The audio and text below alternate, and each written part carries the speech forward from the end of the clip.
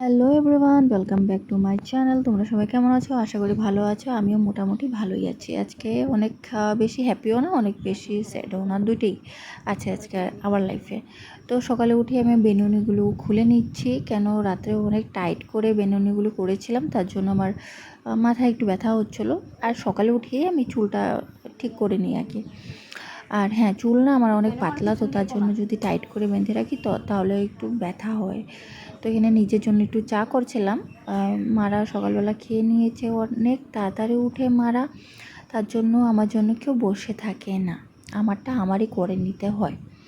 তারপর একদম আমার দুপুরবেলা মনে পড়লো, আজকে তো আমি ব্লগ করছি, বাকি কিছু তো ক্লিপ নিতে হবে। সকালে চা দিয়ে তো আর সারাক্ষণ পার হয়ে যাবে না।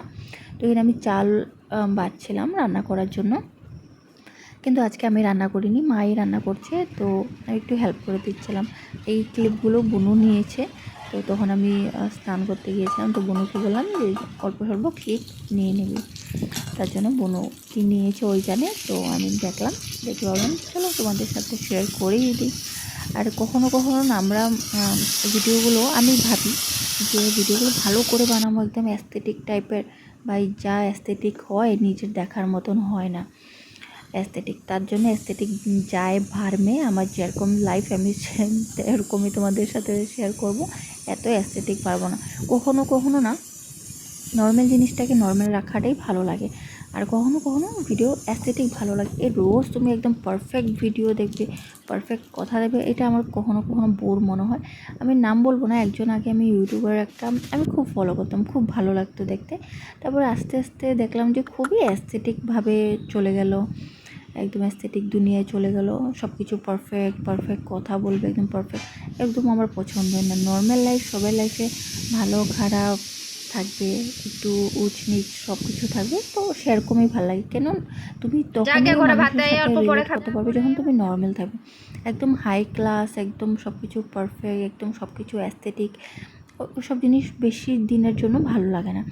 উনি যার কথা বলছি উনি একলা না, অনেকেই আছে, সবাই সবাই নিজের চয়েস থাকে, যেরকম ভালোবাসে ওরকমই করুক। আমি আমারটা বলছি, আর সবাই গ্রো করুক নিজের লাইফে, ওইটাই ভালো। আর এখানে না ডগিটা বসেছিল, তো আমি বললাম যে দাঁড়া ভাত দেবো। আর এক সাইডে অনেক দূরের থেকে আওয়াজ আসছে, বৃষ্টি হচ্ছে, তো তখন আমাদের এখানে হয়নি।